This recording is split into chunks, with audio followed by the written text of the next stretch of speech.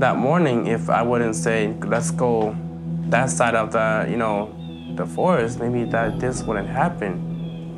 For a whole month I couldn't, when you sleep, you have nightmares about it. And you think about it and you're like, what if I could have said, hey, let's just go home that night. Maybe this wouldn't happen.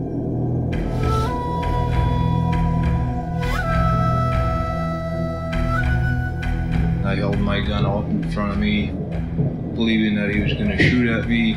I said, don't you shoot at me, you son of a bitch.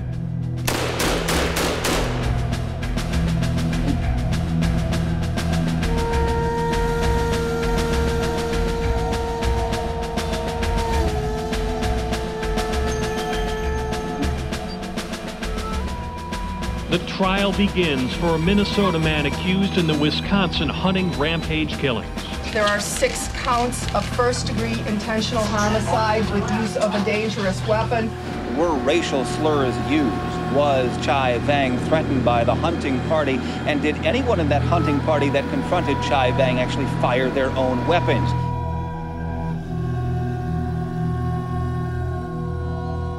How did this thing turn into a war? Did they fire a shot at him? Was that true? Did they fire a warning shot? Something had to have happened to make him snap into this war mode.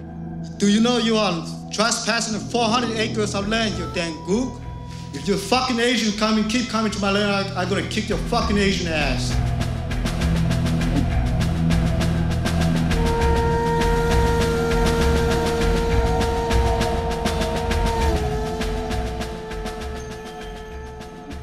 I remember throughout the morning hearing some radio traffic about who was in the tree stand. I heard 1 gunshot, and I heard 3 shots follow that. It was pretty fast shots. It was kind of like, like automatic, boom, boom, boom, boom. I remember hearing, get guns and come down here and help people out. And after that, I heard from 5 to 6 shots, like automatic, and I was like, wow. And after that, I heard help. A guy saying, help me, I started hearing some radio traffic. There had been some information coming in that there had been a hunting accident or shooting accident. It became apparent in real short order that it was not a hunting accident. A couple guys that are shot back there. Russian call 911, what's your emergency? They said there's like 4 or 5 people dead in the woods. Some kind of like crazy just shot.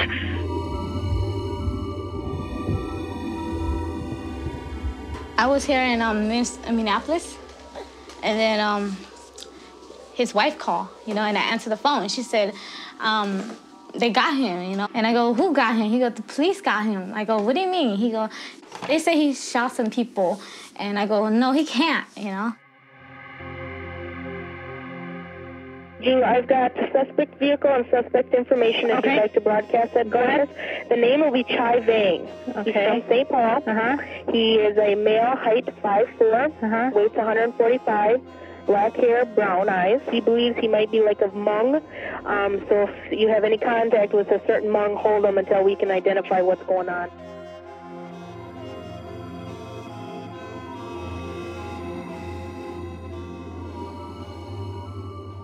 I got a phone call from my oldest sister, Mai, and she said, chill, our life's over. Our family's over. And then I asked her, what are you talking about? And she go, look on the news. It's all over the place. Gunned down. Police say an eruption of rage triggered the shootings. The St. Paul man Chai Vang accused of opening fire in the northwestern part of the state. Police say he was a disgruntled hunter who was being told to get off some private land. Carter looked at my cousin and I and said, they're all dead. They're all... And I asked him who, and he said, Joe, Bob, and your dad. And I asked him, my dad's dead, are you sure? And he said, yeah, I'm sure.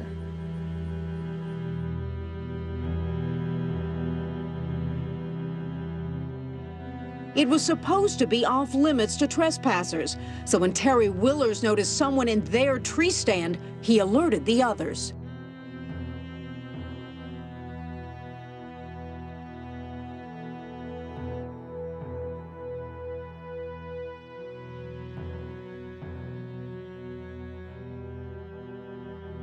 Robert Crotto and 5 of his friends and their hunting party boarded 2 ATVs and drove to the scene to confront Vang. Vang says he tried to leave, but the confrontation got ugly.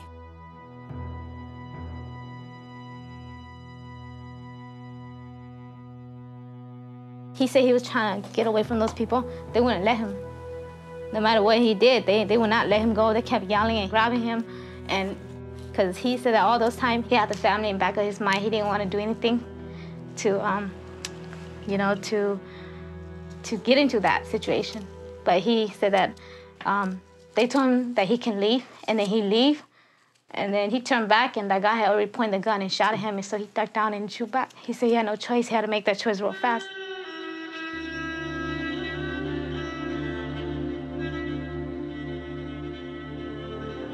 When it was all said and done, Vang had shot 8 people. 6 of them died. 2 were wounded. I called my house. I talked to my wife. She said, "You got to get home. Something bad's happened."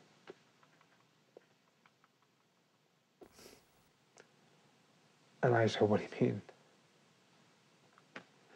And she told me that they were dead.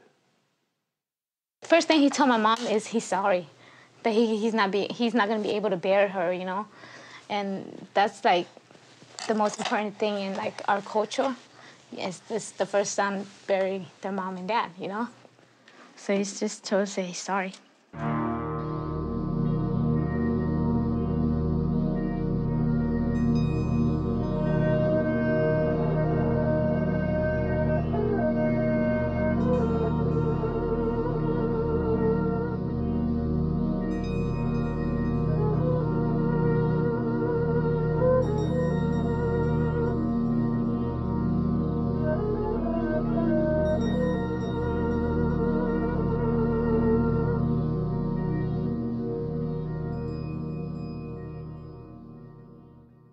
Members of the Hmong community in the Twin Cities are sending their condolences to the hunters' families. They are also expressing their concern they will share the blame for what happened.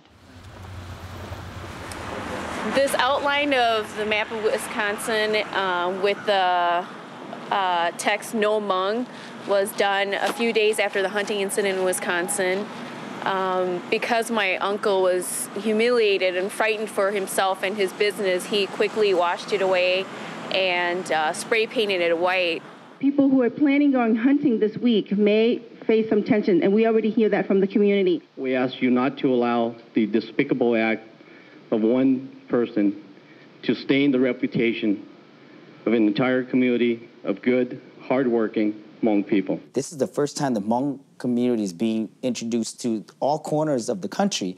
And here we are, the first Hmong guy they see on TV is in a red jumpsuit and on trial for 6 counts of murder. You know, so what does this say to our community? What kind of picture does this paint about the Hmong American community? Chai Vang is an individual, and he made a choice on what he thought was best for him at that time. And he's got to live with his choices. And it's sad, but I got to live with his choice too, because I'm Hmong. When I found out that he was Hmong, I felt bad because I knew that there was going to be like a lot of controversy. I was ticked off when I saw that there was bumper stickers around that said, you know, save a deer, kill a Hmong. You know, like that's disgusting. Just before they announced Chai Vang, I was like, please don't let it be Hmong. Please don't let it be Asian.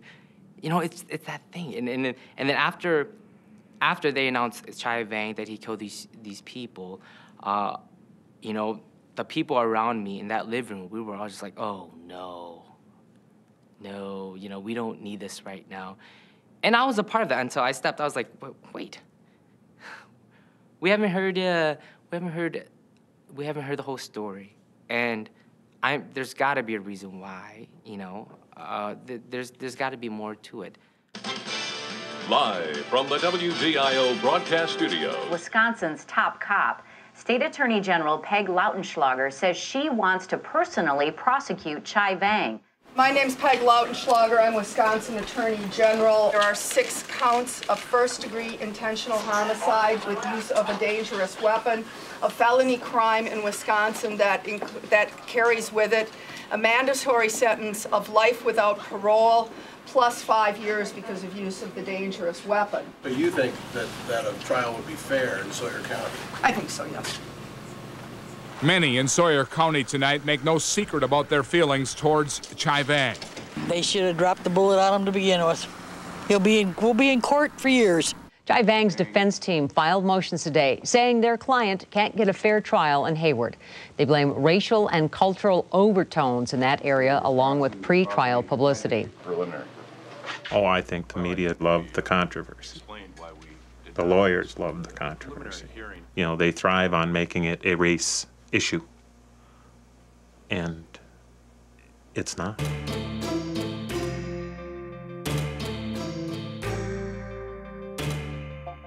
The news reports that tried to speculate about what happened in the woods and trying to figure out how racist the community is. I think the response in the community was hunker down and let's protect ourselves. One of the family members wrote a letter that was circulated on email, pleading actually for people not to make it an issue about race, for people not to make it an issue about the Hmong immigrants and that it's not a racist issue. Please stop making it a racist issue. It was a very sad letter. It's hard to disagree with her because she is a family member and she was going through hell and probably still is.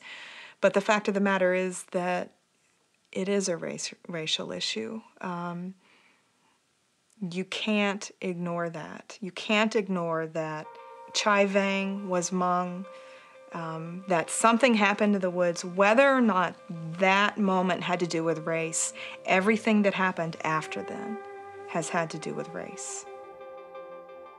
From my perspective, you had in Mr. Vang a person who was no different than many other defendants I've prosecuted. In that I think he was a violent and angry and manipulative person. He tried to blame others for everything that went wrong. If you listen to what he talks about in terms of driving drivers off the road in a semi-truck, he said individuals disrespected him. When you talk to him about the wives who he threatened or put guns to their heads, he will talk about how one had a gambling problem and disrespected him. Every time Mr. Vang throughout his life has acted out, he has blamed his victims for his behavior. And I think in this case, in the shootings, it was no different. He blamed his victims for what he had done.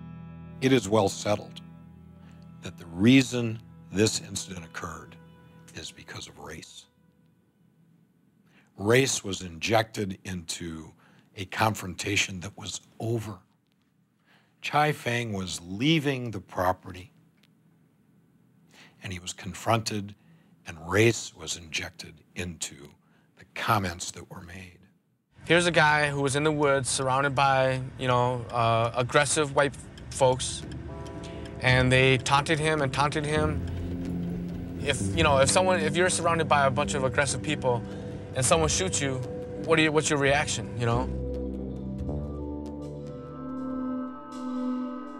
The man charged with killing 6 Wisconsin hunters will go on trial next September. Meanwhile, Vang's attorney says they're exploring a possible insanity defense. Vang pleaded not guilty to 9 separate charges, including 6 murder counts.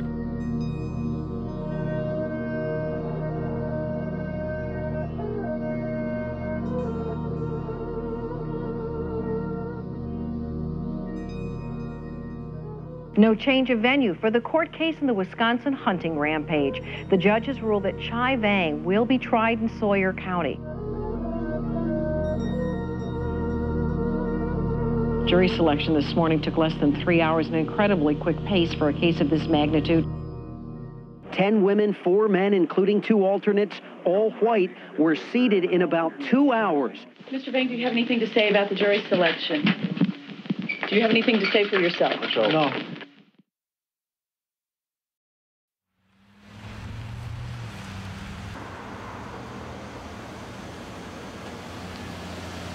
This was all big white pine country in northern Wisconsin. All of northern Wisconsin was back in the early settlement days, and that's what brought the railroads, and basically that's what built the railroad all the way across the U.S. of A. is the pine tree ties from northern Wisconsin here, and some of us, I guess, something in our genetic disposition, we fell in love with the great woods up here, and although there's not pines around here like there used to be, there's still nice woods, there's still nice lakes, still nice fishing, and quiet and solitude like you can't find anywhere else that I've ever been, and I've been a lot of places.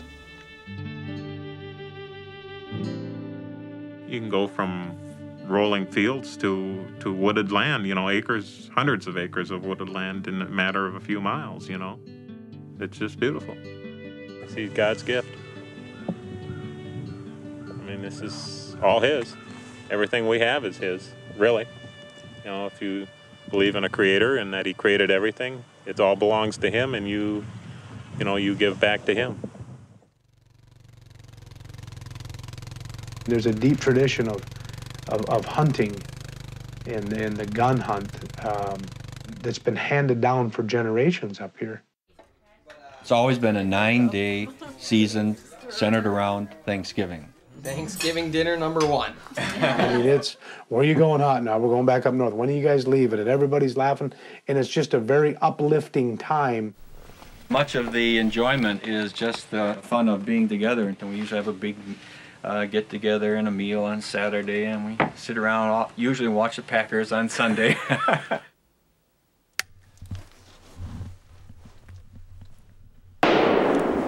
Well, they came bounding out through, kind of up this ridge, and they both just stopped, and they were, first guy was looking at me, he was up further.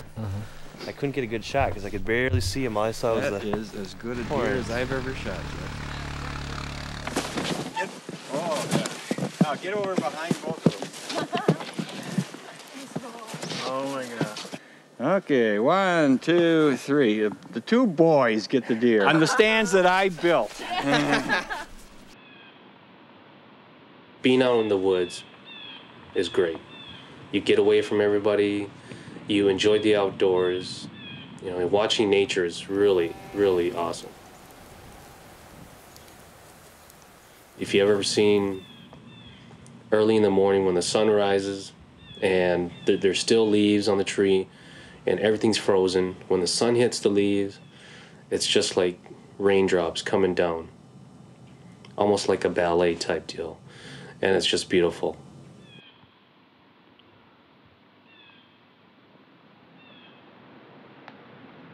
That's not what we want to shoot.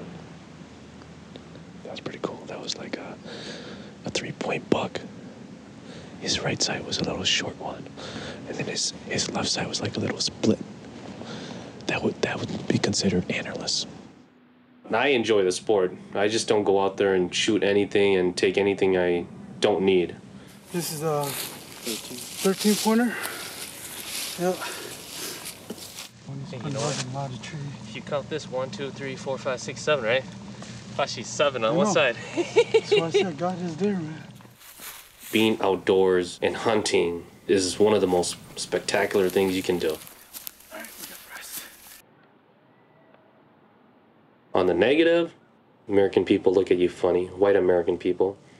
You know, they ask you what you're doing, they bother you, they don't give you that hunter's respect. People have just said straight up, hey, what are you doing here, gook? And it's like, do you even know what the word gook means? I learned to live with it. You know, most Asians do learn to live with it. They won't accept it, but they just live with it because as a minority group, what do you do?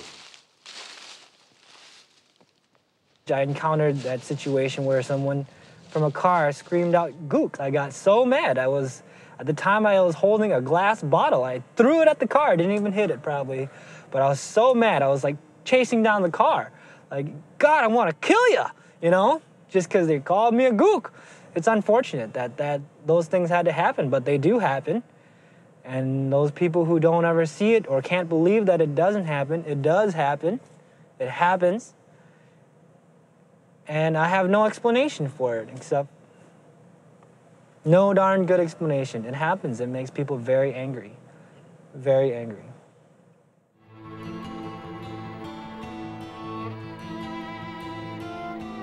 Accused in a killing spree in the Wisconsin woods, Chai Vang now on trial for the murders of 6 hunters.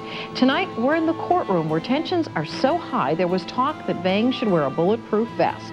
The 36-year-old admits to the incident but claims he acted in self-defense. There's a lot of people out on the reservation who really believe that this incident is something that was waiting to happen because there had been those kinds of confrontations before. I think there's a lot of people that want to give Chai Vang the benefit of the doubt about what occurred out in the woods. Please rise. Case number State of Wisconsin versus Chai Vang, 04 CF 141. Mr. Vang, turning your attention to Sunday, November the 21st. When I got to the tree stand, I'm not sure where exactly I am, so I thought I just climbed up there and look around, see where I am at. We heard a call from Terry Willers. He said there's somebody in Carter's old tree stand. It's probably one of those mud ducks. As I got close enough where I could verbally talk to him, I asked what hunting party he was with, and he kind of mumbled something that I didn't understand. I told him that he was on Bob Crotto's and my land, that he was trespassing. So I say, I'm sorry, I don't know that this is private property. So, and then he told me, you shouldn't on somebody else's stand. So I started get up and I started climb down. He asked what direction he could go to get off the property to go hunt. And I pointed in the direction which I'd come from. Then he also told me, you guys shoot too many doe. Then I told him I haven't got anything today. So I started heading southeast. I radioed into the cabin and said that I'd had a tree rat and that I had chased him off. Bob had said, I'm going to go talk to him and find out who he is, why he's there, and make sure he doesn't, that he knows he's on private property and that he's not welcome there. Denny had said to me, this ought to be interesting. Let's go see what's going on. We got in the back of it, standing up, hanging on to the roll bar. He got back on the radio and asked me where he was at, and I says, he's heading south down the food plot right now. So I know that he already talked to them and they'll probably come in after me.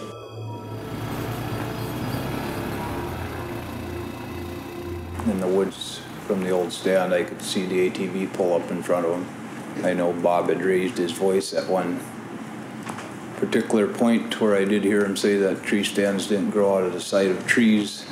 He asked him, what were you doing in my son's tree stand? You think the fucker grew there by itself? Were you on my son's stand? Did you Then respond? I say, yes. He said, why the fuck you on my son's stand? Then I say, I didn't know what your stand. Bob asked him, what the fuck are you doing here? Do you know you're on private land? Do you know you are trespassing 400 acres of land, you damn gook? Bob stated, do you know you came across 400 acres of private land to get here? Then I say, no, because I don't see any sign, I don't see any fence anywhere. And he said, I don't have to put a fucking sign on it, you fucking chink. Get the hell out of here. If you come back, I'm going to kick your ass. Better yet, I'll report you to the DNR. If you're fucking Asian, keep coming to my land, I'm going to kick your fucking Asian ass. Now, during that time, about how far was Mr. Crotto from this individual? I would say 4 feet. Okay. 4 feet distance between them, maybe 5. Okay, and during that time, did Mr. Crotto make any threatening gestures toward this individual? None that I saw. He was talking with his hands.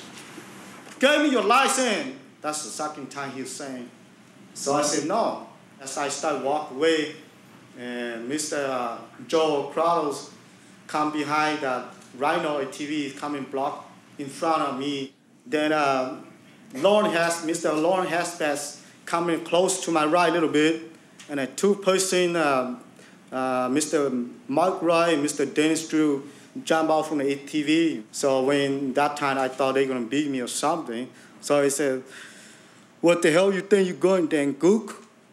Then I said, "Excuse me." I started moving a little bit to the left, and he stabbed one more time, blocking me. So he's coming close behind me. So I thought he's gonna hit me or something. So he just yanked his hand, flicked my backpack, my license.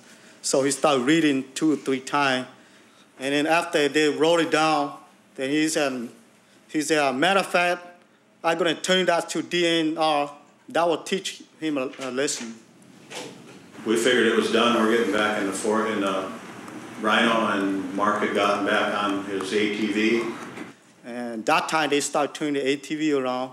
I told Bob to stop. Something was wrong. Something was different. I also turned around and looking back, I observed, see Mr. Terry Weller take out his rifle from his right side, just take it off. Now, during this time when you're looking back, why do you keep looking back? Because I'm afraid they might do something. They already cussing me. I'm afraid I don't know what's going on. Up until this point, he had been carrying his gun similar to the way he was holding it, holding on to the butt plate with one hand laying over his arm, and I couldn't see the gun anymore. It was around in front of his body. As he took his gun off his shoulder and brought it down, then I just took my gun off my shoulder and brought it around to the front of me. And he started to come around with his gun, and I held my gun out in front of me, and believing that he was going to shoot at me, I said, "Don't you shoot at me, you son of a bitch." I don't know who said it, several people, maybe one, but they said, "Stop, don't shoot, just get the hell out of here." I thought, in my heart, I thought they're going to shoot at me, he's going to shoot at me. So I immediately dropped to my right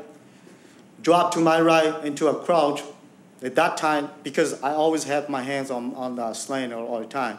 So I just slam it going down to my left, drop it, and when I drop it, I hear a fire going on. I see in front of me, that's go up, that incline. I see some dirt splash around about 40, 50 feet away in front of me. Now, Mr. Vang, you say fire, what do you mean, a shot? A gunshot. Gunshot. And you said that you saw something past you in the distance. When I dropped like this, I looked directly in front of me to the south. I saw the dirt splash around right in front, about 40, 50 feet away. Did that mean anything to you? I mean, to my mind, he shot me and he missed it. So that time I removed my scope. I don't know where I drop it in or throw away. I just removed it. He made one smooth move, came around and pointed the gun directly at Terry Willers. At that point, I took off running as hard as I could to the right.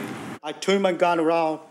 As I turned around already on his direction, I already fired already. First shell, I could hear whistle past me. I shot him one more time. And in a split second, I felt the burn. We were like rats scrambling.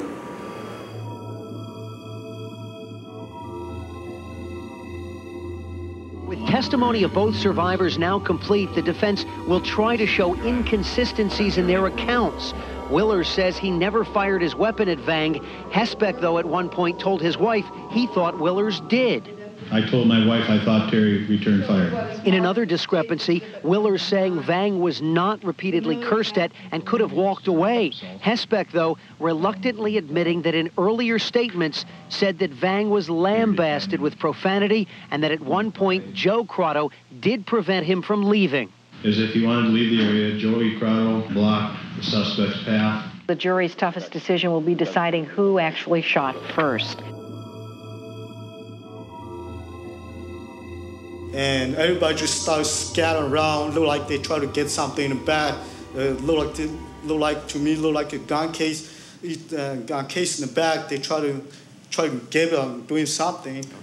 And I started charging. When I got to the ATV, I saw mud rice scramble around the back on the north side beside the ATV. I shot him one more time. Then I shot him one time. I looked to the west of the ATV. Mr. Dennis Drew started scramble around of the ATV. I shot one more time. I turned around. Mr. Lauren Hasback, 10, 15 feet away. So I shot him one more time. I shot him one time then.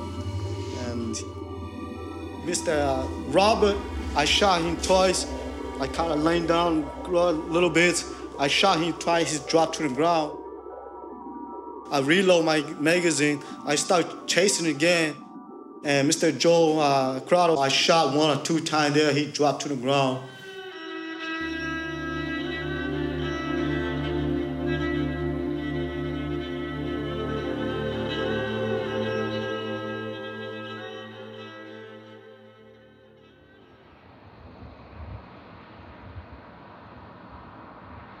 I have lived near Exlin for 39 years, and up until a few years ago, one could hunt and walk for hours, hunting on public and private lands, and would experience what hunters call a quality hunt.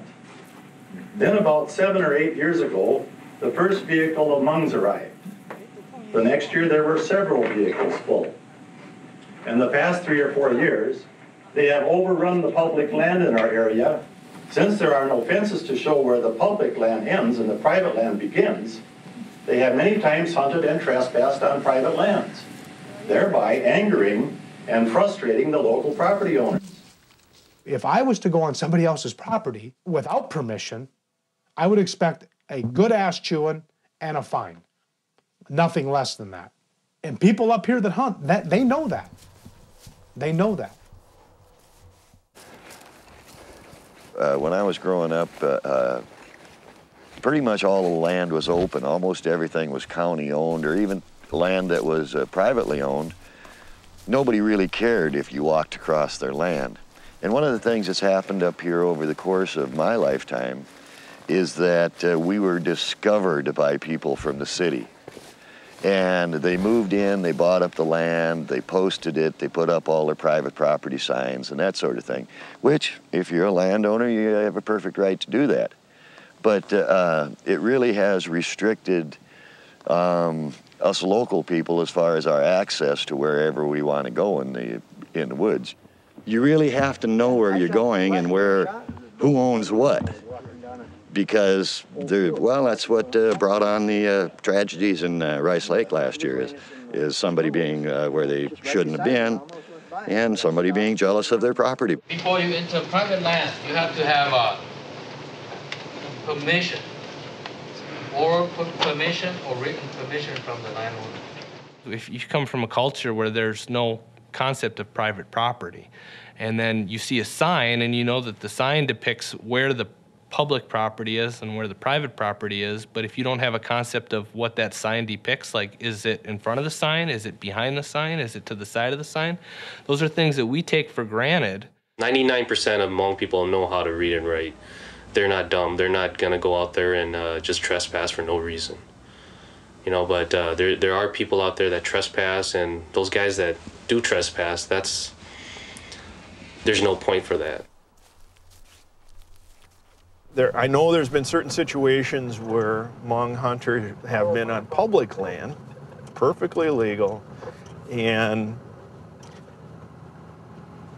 white hunter Anglos have told them, thinking, you know, I can kind of buffalo these people. They're in my area. I don't want them here, even though it's public land. I'm just going to go tell them it's private land and kind of get them out of there. But it's just like, it's like with any new immigrant group. My grandfather experienced discrimination when he spoke German. And Hmong hunters are experiencing discrimination because they speak Hmong. You know, it's not all that different if we look at history. It's just we're going through growing pains right now.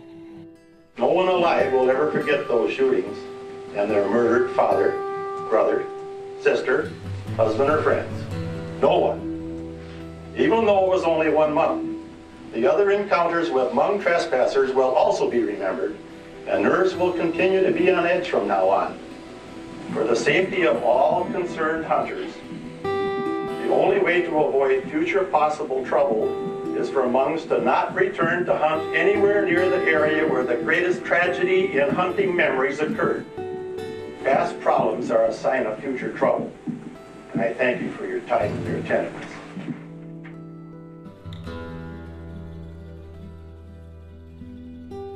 There's been a history of conflict in Minnesota, in Wisconsin.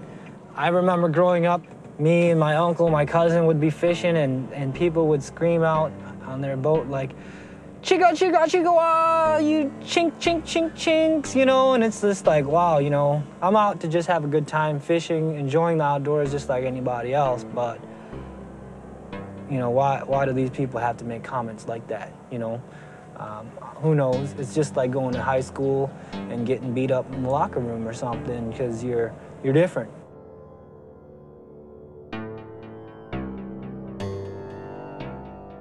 These are the pictures when we first checked when we came to the United States. They took those pictures, so I guess they can put in those documents when we come to the United States for each person. I was born in Thailand, and this is my mom. That's my dad, and my older sister, and then Chai, and then Sang, and then Chang, and then me.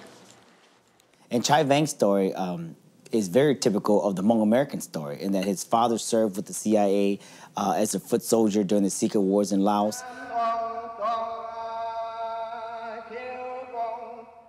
And Chai Vang was 7 years old when he left the country of Laos.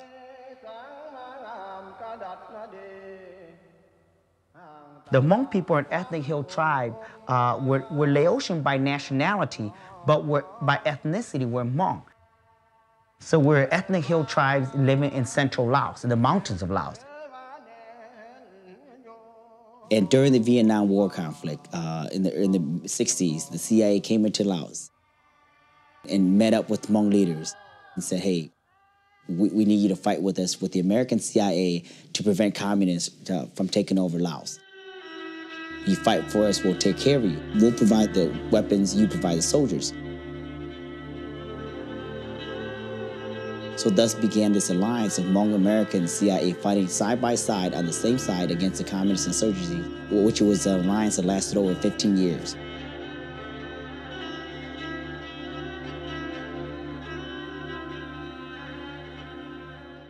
And after 1975, the Americans returned home. After they left, pretty much the communists took over, overthrowing the government. They said, well, we'll seek out the Hmong. And literally there are secret documents circulating around the new government saying, annihilate the Hmong, kill the Hmong, especially those who sided with the CIA. That's when the exodus, Hmong exodus happened. A lot of Hmong soldiers, especially those who fought with the CIA, left Laos into the refugee camps in Thailand, and they eventually qualified for what they call political asylum to come to America.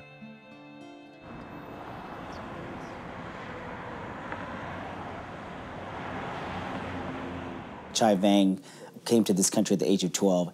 Like many families, moved around to be with relatives and ultimately graduated from high school. He was a guy who wanted to serve his country, who volunteered to join the California National Guard.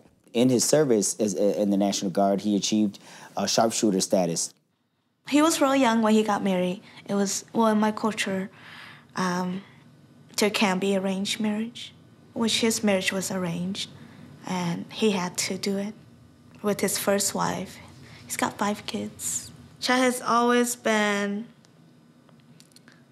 like a father to us, you know, just like my dad, you know what I mean? Even my dad would go to my brother. I mean, I remember in the 4th grade, my dad got sick. After my dad died in 2002, Chai pretty much took care of our family, just took over my dad's spot, his shoes. And at the same time, not just raising us, he was raising his own family. We know he loved to hunt.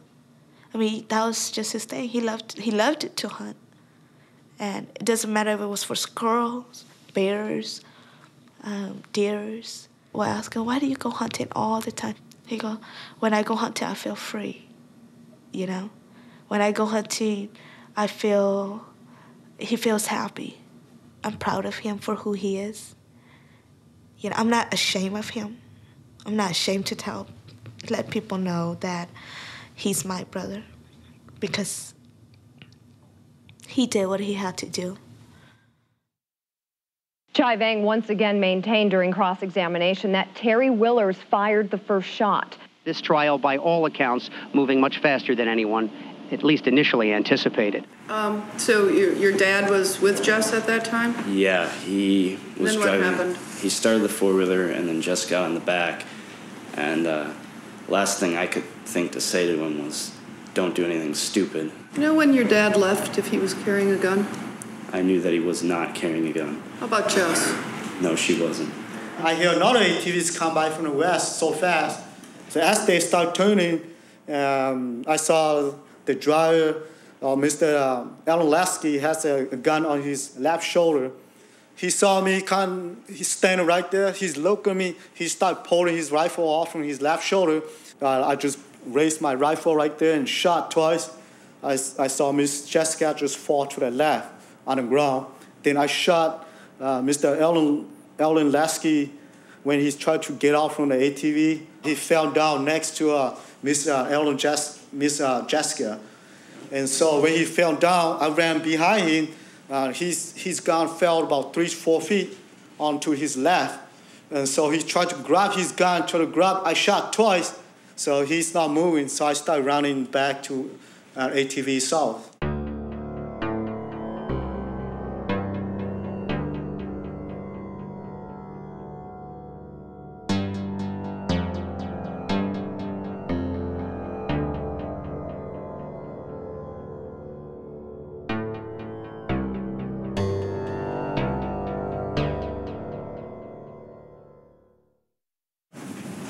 This is, as you can see, a transcript of your phone call with Ms. Mastany. You recognize that? Yeah, I recognize that. Hi, Mr. Vang, it's Colleen Mastany from the Chicago Tribune. Yes. How are you? Oh, pretty good. How are you doing now? Just lead day by day. And I lost some weight, about 5-6 pounds when I get here. That's, yeah. How is your emotional state? Well, right now, I wish that this would never happen so I can be with my family. Do you think about the men who died? Yes. And what do you think about that? Well, some of them, I say I feel sorry about it. Some of them, I say they deserve because they don't know how to talk to me like they should be. Should be the way they do, so. Okay. Mr. Vang, I'd like to show you what's marked as States Exhibit number 1A. Can you tell me if on that day, if Mr. Roit deserved to die? No. Can you tell me if on that day Mr. Drew deserved to die? No. Can you tell me if on that day Joseph Prado deserved to die?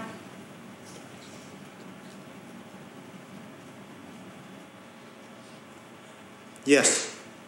Can you tell me if on that day Mr. Lasky deserved to die? Yes. And can you tell me if on that day Miss Willers deserved to die? No. Mr. Robert and those three, the one that I pretty much think that they deserve.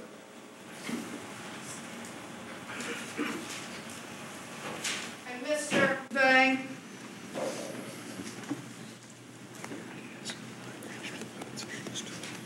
Why Mr. Lasky? Because he got a gun, if I don't shoot him, he will shoot me. And why Joey Crotto? Because he accused me of getting a finger and he's coming, cut in front of me when I try to get out already, and he still call me name, cussing me.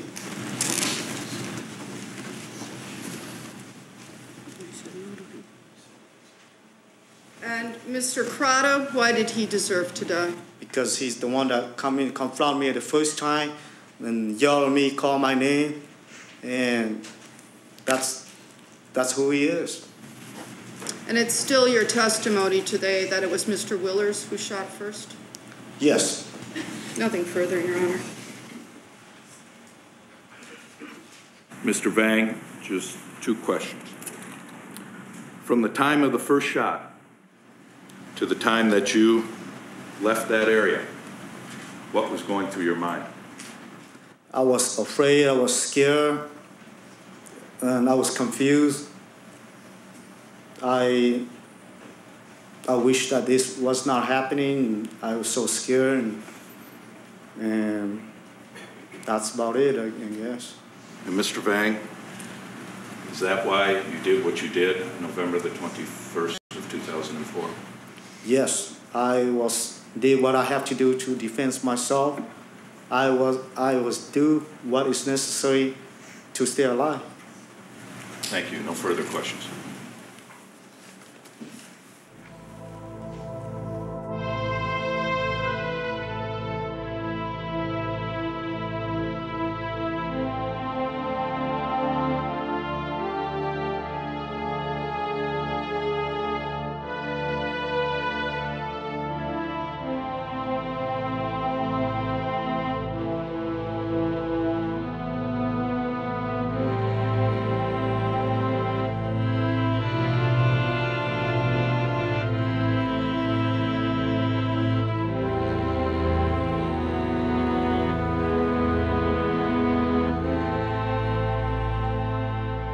Chai Vang once again maintained during cross-examination that Terry Willers fired the first shot. They never found the expended shell from Terry Willers' gun. Then it was a contested fact who shot first. We still don't really know, but it became a test of credibility in the trial of who was speaking the truth. We got a verdict, we got a verdict, we got a verdict. The jury was out about 3.5 hours when they made the decision. Chai Vang, 36 years old, truck driver from St. Paul, among immigrants, is about to learn his fate. State of Wisconsin versus Chai S. Vang. We, the jury, find the defendant, Chai S. Vang, guilty of first-degree homicide of Robert Crotto, guilty of first-degree intentional homicide of Joseph Crotto, guilty of first-degree intentional homicide of Mark Roy, guilty of first-degree intentional homicide. Guilty on all 9 counts. 6 first-degree murder charges, 3 first-degree attempted murder charges. His sentence will be life imprisonment. Once again, Chai Vang found guilty on all 9 charges against him.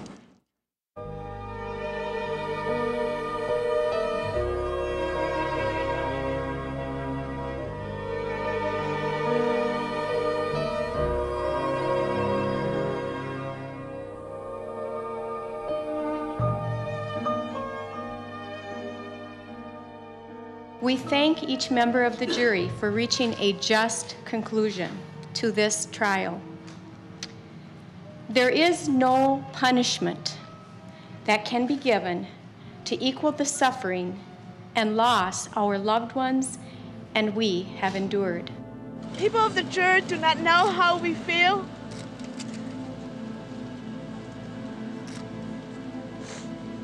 Although we know it's not a surprise to us, we already know that. Every single one of them was white. They would not understand.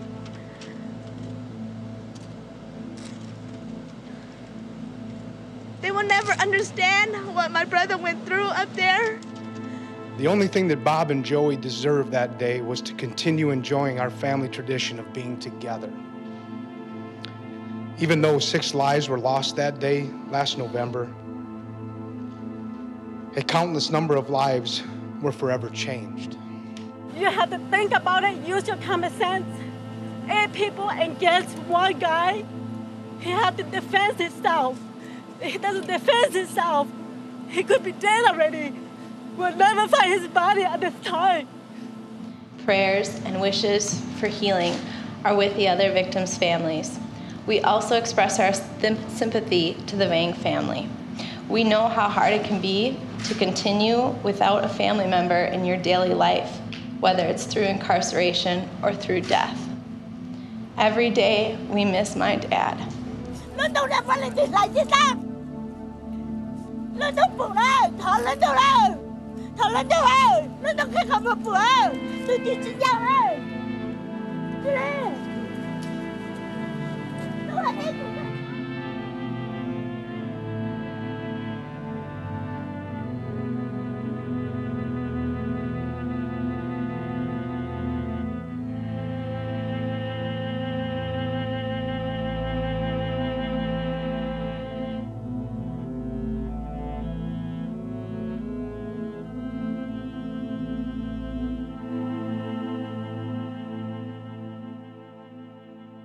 I felt this was an example of the equivalent of a sort of like an OJ trial in our community, and that depending on your ethnic makeup, your background, your ethnic experience, or racial experiences, it gave you a very different picture of the judicial system. We see the tragedy that occurred in the woods as a call to action to address this issue before we have another tragedy on our hand. We had about 500 people who came, families of hunters and hunters themselves, and it gave people a chance to vent about their experiences of racial tension in the woods. And in a room of this size, we asked how many of you felt he received a fair trial, and no one raised their hand. You look at the TV, you look at the courtroom, you do not see one Asian incorporated into the decision-making process. You do not see one Asian in the jury. It's very hard for the Hmong community to believe that we still don't know who fired first. Who fired first? Because the law clearly states that if you were fired upon, then you can shoot in self-defense. But to this day, we still don't know who fired first. So that's why I think it's still very, in our community, it's not resolved, because the reason why some people say, well, maybe he is seen as a, not even, I wouldn't say a folk hero, but a lot of Hmong hunters would say, we're glad that he stood up to, because we believe his story that he was fired at. We're not going to know exactly what happened, but even in a worst case scenario, even in a scenario where racial tones, racial slurs were uttered, it would not give justification to what had happened that day in the woods. If it was a white person that came into our territory and was lost and needed a place to go, needed a direction to go out, we just tell them straight up, this is how you get out of here, and then that'll be it. But see, why can't they just do that to my brother and that'll be it? It's not the white man against the Hmong. Okay? It was a group of people and another individual who made a bad decision that day. Okay? He obviously was pissed off at the world for something. And I truly don't believe it had anything to do, as much to do, with what was said to him that day as what probably was said to him many days and weeks and months prior.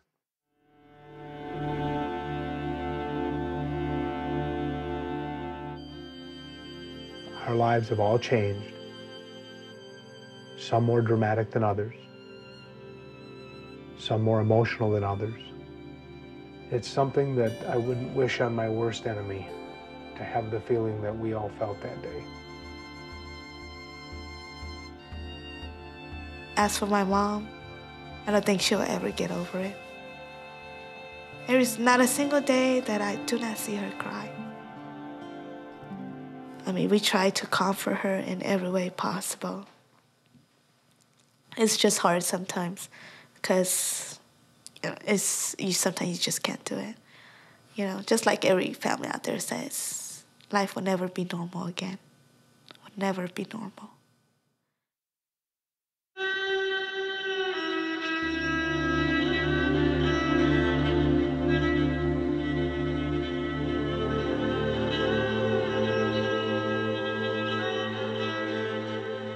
None of my friends went hunting after that. We all stopped. We wanted to give some time, so we waited. We waited. And then we went back out in the woods. And you have to be careful.